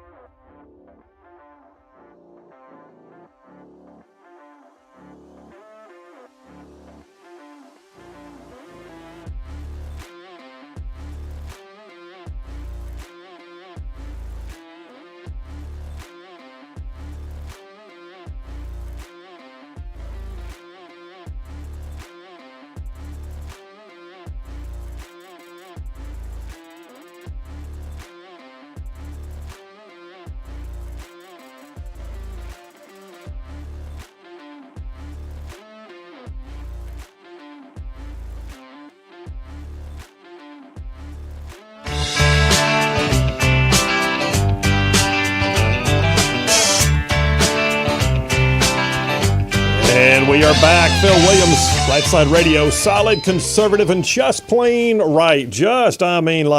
Covering down on some major ground across the northern half of the most beautiful state. I say it and I mean it, the most beautiful state in the nation. This one right here, Alabama. Y'all, this show goes like way down south of Birmingham, up north of Huntsville, Tuscaloosa, back to Gadsden, parts of Georgia, Tennessee, and even Mississippi, y'all thrown in just for good measure. Hey, by the way, before I go any further, it's almost go-home time now for a lot of y'all. And as you're thinking about things, let me give you something else to think about, and maybe something free. So over the past month, I've been introducing you to one of our newest sponsors on the show here. Inspire Advisors is their name. Inspire Advisors. Look, did you know that some of the things that you might be investing in as you try to build your portfolio and save for retirement, the things you might be investing in could simply not be aligned with your biblical values? Like there's companies out there that you might be investing in that you have no idea they support abortion, pornography, even human trafficking. Well, let me just suggest this to you. Maybe it's time for you to meet Paul Breyer and his team at Inspire Advisors. They are specialists in what is known as biblically responsible investing. I mean, they'll work on your bottom line, absolutely. They know what they're doing. They'll grow that, but they'll also do it in a way that makes you proud of what you're investing in. And listen, I'll be honest with you. This is a real thing. They call it biblically responsible investing, or BRI. So if you'd like to have a real sit-down meeting with the folks at Inspire Advisors, they can do that. They'll meet with you, no cost, no catch, no upsell. They'll just literally sit down and give you a free consultation and tell you what they see, and maybe even give you some biblically aligned alternatives to work with. Yeah, Inspire Advisors. If you want to check them out, and I encourage you, please check them out. If you want to check them out, go to their website. It's moneypatternwealth.com. www.moneypatternwealth.com, or you can just go to our website, rightsidemedia.org. Go to our Rightside Radio sponsors tab, click on it, takes you right to their logo, and you can go right to their website from there. So yeah, Inspire Advisors, y'all. It's conservative, it's godly, it's balanced. It's financial freedom, to be honest. Inspire Advisors, check them out. I'm back on this last dipper of the day. I just gave you the story of the Phoenix City events, the disturbance, the National Guard taking over the entire city, deposing the leadership, intervening on law enforcement. There were members of law enforcement who were arrested. The investigation of the murder of Albert Patterson was a combination of state and military. There are people who are still on record as having appealed their convictions for crimes because they were done by military tribunal and not by standard courts of law. The judges were not used. They had to basically axe everything and clean up that city. And I want to say for the better part of a year, the National Guard was in charge of Phoenix City, Alabama. Do you want that? Is that a bigger, more drastic view of where we're going here?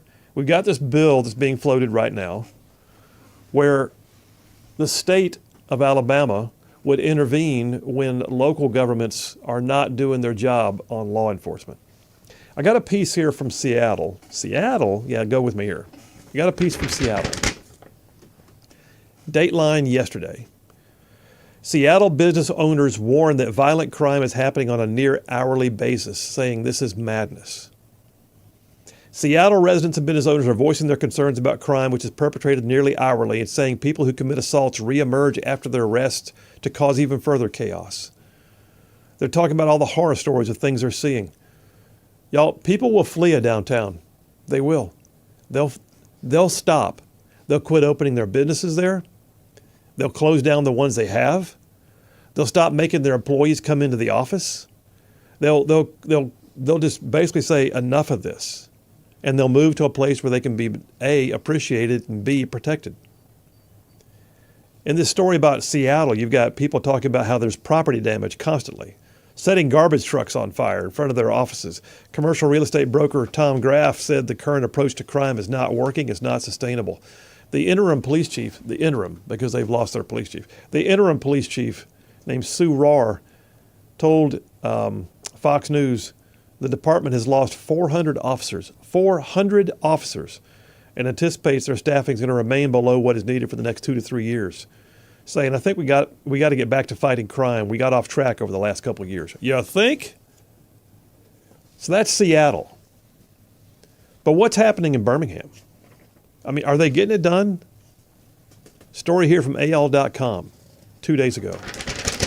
Man shot to death while sitting in his vehicle in parking lot south of South Birmingham apartment complex.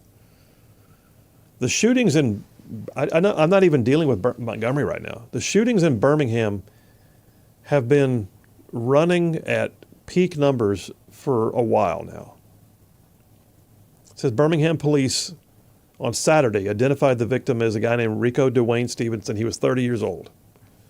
In all of Jefferson County, there have been 117 homicides this year alone. 93 in Birmingham. So this guy Stevenson was the 93rd homicide this year. Just the week before, about 10 days before. Authorities said that 4 people had died in a shooting in a Birmingham nightclub late Saturday of that week. This is July, it's about 2 weeks prior, 14th. An earlier shooting the same day outside of a home had killed 3 other people, including a young child. Police say the nightclub shooting, 1 man was found dead on the sidewalk, 2 women were killed inside, a second man was pronounced dead at the hospital. 9 additional victims were being treated. You had 7 people killed, 9 injured in fatal gunshot wounds or in gunshot wounds in one day in Birmingham. Y'all, in my time in Baghdad, we didn't see numbers like that on a daily basis. And yet, here we have right there 2 stories. Just in the month of July, we're looking at, 8 dead and at least 7 more wounded. Story here from AL.com came out earlier this month.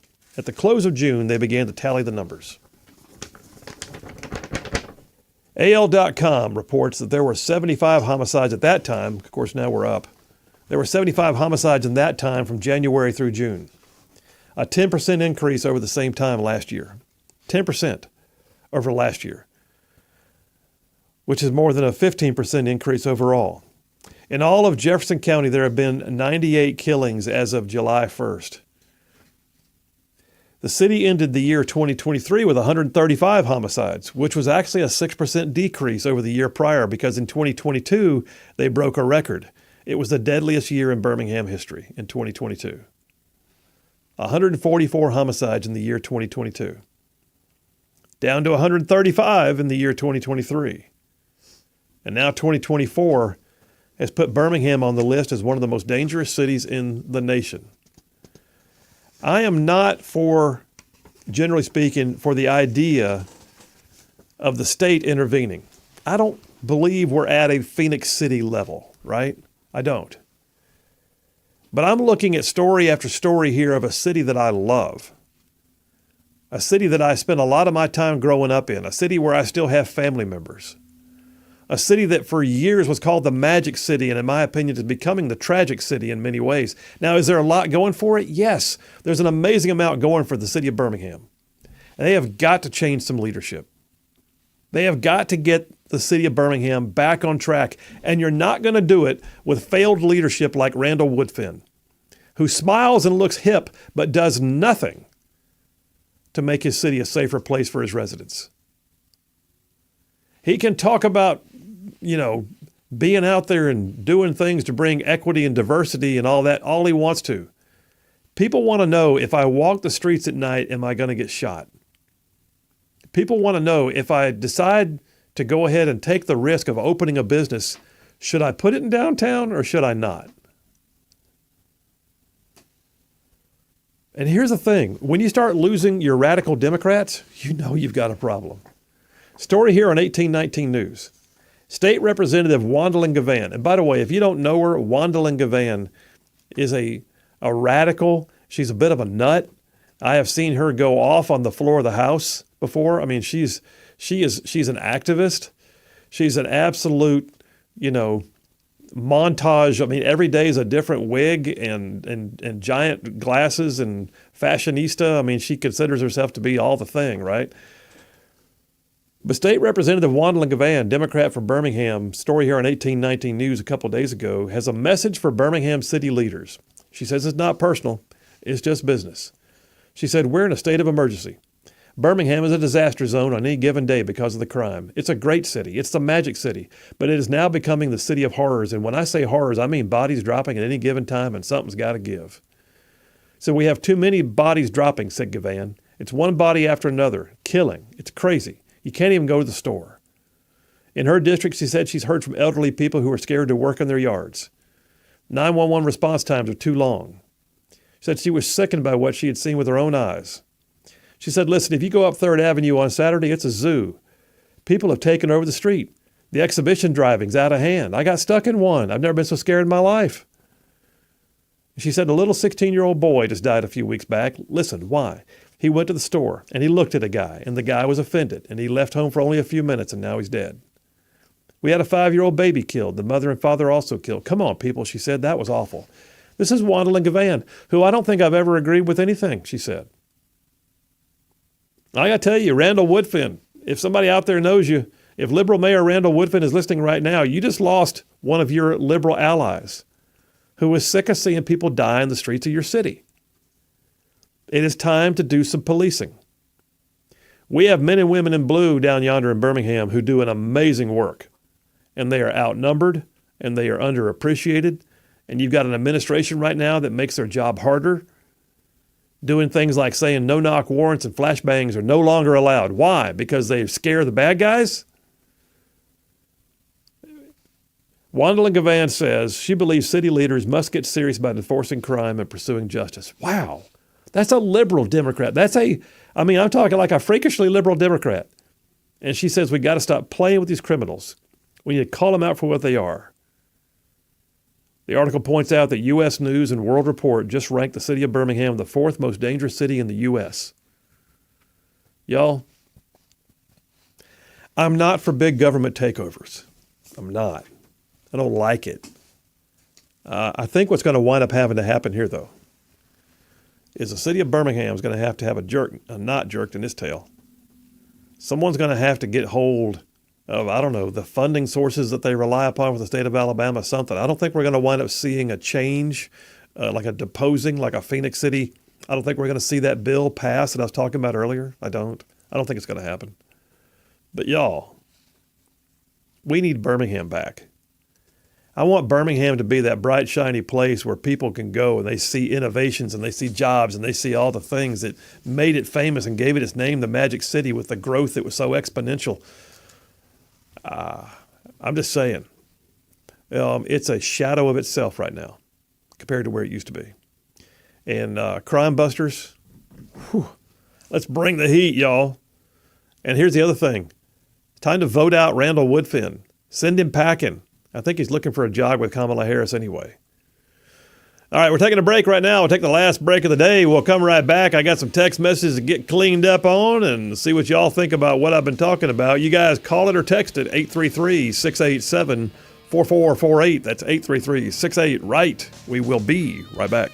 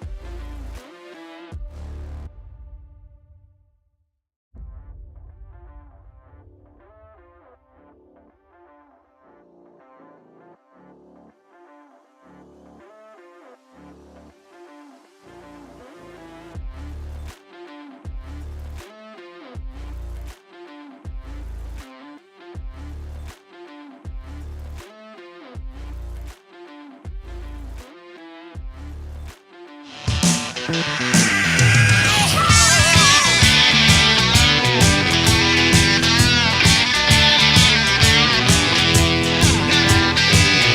we are back. Phil Williams, Rightside Radio. Solid conservative and just plain right. Just, I mean, like, man, making common sense like a superpower. I got a bunch of text messages I got to get to. Before I do that, I'll go grab the phones because I think it's Jeff Rowe from Indiana. Jeff, how you doing, man? I'm north of Nashville, man. I'm doing great. You're cruising today, man. Did you get stuck some of that rain at all down here in Alabama? No, I mean, it rained a little bit down there past the 22 there, where I filled up there, I think from a little north of the 22 in Tennessee, and then run out of it, and then it's been kind of smooth sailing ever since. Well, good deal, good deal. Well, what you thinking? Today I've talked about the Olympic mocking of God. I've talked about the border czar, and I've talked about local crime and state intervention. What do you want to chime in on? Well, let's chime in on local intervention. All right. When a person is of diminished mental capacity to take care of themselves or be a danger to themselves and others, we appoint a conservator to them. Well, you are speaking my language as an attorney who handles probate matters. Yes, go ahead. Well, there you go. Well, then what we see in Birmingham and these other places and everything is that the people are unable to self-govern. They lack the diminished capacity, I guess, it's a definition of insanity. They keep electing the same leaders, expecting there to be a different outcome and things to get better, and which it doesn't, because they're just going to keep voting for the same people and everything, and never kick anybody out. So they become a danger to themselves and others in the community. So that somebody has to step in, and when somebody is incapable of self-governance, okay. I hate to say that, but they're unable to govern themselves. All right, all right. In the conservatorship issue, there's usually like an adjudication of incompetency, or they're like you said, they're a harm to themselves or others, and someone needs to manage their affairs. But what we're looking at right now is more along the lines of somebody was just doing a really bad job at work, and do we need a conservatorship when they just don't have wisdom? I mean, it's kind of a difference here. Do you really think that we ought to have states come intervene in cities' business because the state decided they didn't police good enough? Well, by definition, with this many people getting killed, it is a detrimental. It is a danger to themselves and others. Okay, fair. Well, you know what? But you're not saying anything radical. I'll be honest. What you're saying right now is exactly what some of these legislators are saying. They're saying we need to intervene because our locals are not getting it done. That's even that liberal Democrat Wandling Gavan that I talked about a moment ago. It's a conundrum, man. Maybe the people, when they see what happens whenever competency takes over and runs things for a while and things get better, maybe that will, give them the confidence to vote, and vote for people who's good for them. Basically, I'm not saying Republican or Democrat or whatever, but they got to change something the way things are, because it's not changing. It's not changing on the ground. Okay, that's fair. We'll see where the debate goes. Listen, man, be careful on your last stage of the go home time. All right. Thank you, Phil. Have a good one. All right, see you, bud. All right, let's see here. What I got a bunch of text messages. Let me get a few of them real quick before it's too late. John from Huntsville, by the way, does have the grades in. Do you see it? He says the imaginary bronze medal goes to Phil with an A+. I got a bronze. The imaginary silver medal goes to Sam Gavan with an A++, which means today's gold medal winner is obviously Big Rig. You had no sound effects today. You just got to just enjoy the benefits of he's still mad that I called him out earlier on that text. Maybe, I don't know. I'm confused. I didn't do anything awesome today. So I would not say you weren't awesome today. The show is always awesome because you're over there pushing the right button. So that's right. He gave you extra credit points for your jackassery sound effect. Oh, okay. That's what it was. He loves that one. There you go. And he goes, congratulations. You're currently in the lead of the Rightside Radio Olympics with one imaginary gold medal. Whoop, whoop. All right. Good deal. Thank you, John. I don't know if I want to be part of the Olympics this year. Not after what we've seen here lately. Get a few more here. Badger from Athens says, Monday down, one less to Friday. Have a great day, y'all. Thank you, Badger. Appreciate you. Jeremy from Madison says, change the name of Birmingham to Gotham and hire some dude to be Batman. You know what? If that would work, I'd say go for it. Rat from Athens gives me a what's he got here? Oh yeah, he's got the whole thing about. That's right. This is not the Phoenix City one. I've forgotten about this. This is one Battle of Athens. Yeah, the Battle of Athens, which is another story. I probably need to chase that down and do a monologue on it. Thanks, Rap. Robert from Hazel Green says, I say let Birmingham Montgomery rot. They'll decide when enough's enough. No, dude, I want my Birmingham back. I just do. Anyway. And then Steve from Huntsville says, is Phoenix City where Walking Tall came from? Nope, that was not. That was Buford Pusser, and that was somewhere else. All right. Great day. Goodness coming tomorrow. You guys stay tuned. We'll see you then.